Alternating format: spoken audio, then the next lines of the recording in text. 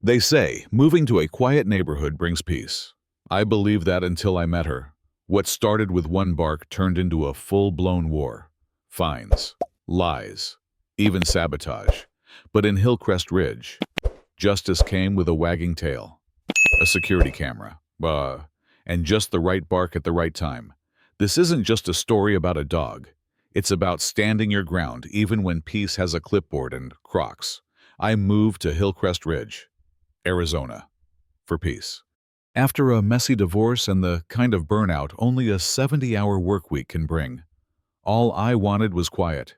Just me, my German Shepherd Diesel, and a modest house on a sunny street lined with identical mailboxes and artificial turf. For 6 days, I had peace. On the 7th, Meredith Lancaster arrived. She wore faded Crocs and a visor, her clipboard tucked under one arm like a soldier's rifle. Her tone was clipped, her smile non-existent. "Your dog violates the tranquility clause," she said. No greeting, no eye contact, just those 6 words and the sound of Diesel's tail thumping on the porch behind me. He barked, once, at a squirrel. I replied, half laughing. Meredith didn't. "One time is a trend," she said, turning sharply, her clipboard already scribbling. By the end of the week, I had 3 official warnings and a $225 fine notice pinned to my mailbox. I tried to appeal, assuming this was a misunderstanding. But Meredith wasn't a woman who misunderstood. She was a woman who enforced with vigor. She even posted a sign on my lawn that read, "No bark zone in Comic Sans." The more I tried to reason, the more absurd it became. My sprinkler system suddenly activated during the night, soaking Diesel's bed. My driveway was egged. Then came an anonymous report to Animal Control. Neglect. It claimed Diesel, the dog who slept with his head on a memory foam pillow and had a personalized water fountain. I thought it was over when the security camera footage cleared me, but that was just the beginning. I sat on my porch that night, Diesel's head on my lap, and felt something shift inside me. I wasn't looking for a fight, but Meredith had started one, so I fought back. I spent 2 weeks training Diesel with a simple new command bark once, when her front door opened. Just once. Sharp, loud, predictable. It worked like a charm. By the 3rd day, Meredith was twitching. She tried complaining to the board again, but this time, I brought printouts, timestamps, and a simple explanation. He's responding to consistent stimuli, like a doorbell, only furry. The board actually chuckled. Meredith did not, but I wasn't satisfied. Something about her vendetta didn't make sense. It was too personal, too aggressive, so I started digging. Public records revealed that Meredith had surrendered a Chihuahua named Muffin to a shelter 6 years ago. Reason: cited excessive barking. The timing, just months before she took over the HOA board. That failure, I realized, had calcified into a crusade.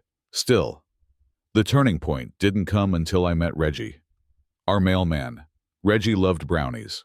I loved information.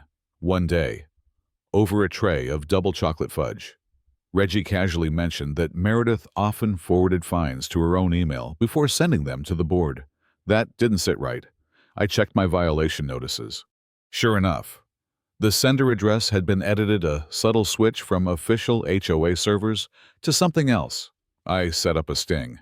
With a few friends from the neighborhood, we staged a fake violation, a fence color change that never happened. Meredith issued a fine. We tracked the path. The fine went directly into a PayPal account, linked to an email Home Proton Mail, com. Over $400 in bogus fines, all routed quietly into her pocket. I brought everything to the next HOA meeting, along with security footage of Meredith trespassing, digging up lawn decor, and manipulating sprinkler settings. The room went dead silent. Then the shouting started. Meredith tried to deny it all, until one of the newer residents stood up and asked why she had threatened to fine their autistic son for vocal stimulations. That was it. The board voted unanimously to suspend her indefinitely, but Meredith wasn't finished.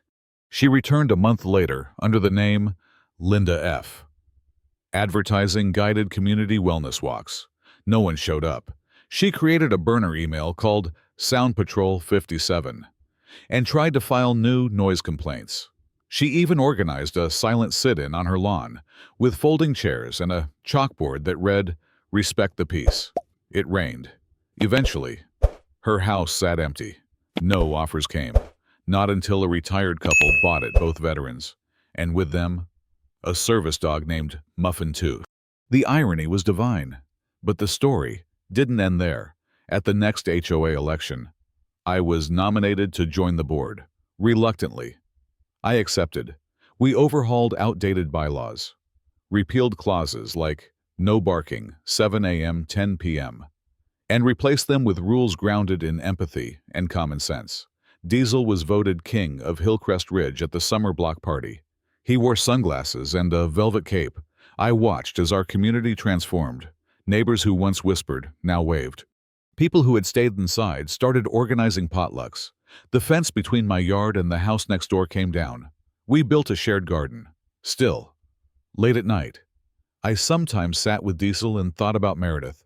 Not with hate, with clarity. Some people lose something: control, pride, love, and never recover. They turn bitterness into governance, pain into policy. But if you look deeper, behind the clipboard and the rules, sometimes what you find isn't power. It's grief. It's fear. Meredith had tried to make her pain our problem, and for a while, it worked. But communities are stronger than tyrants, especially the quiet ones. And sometimes, the best watchdog doesn't need to bite. He just needs to know when to bark.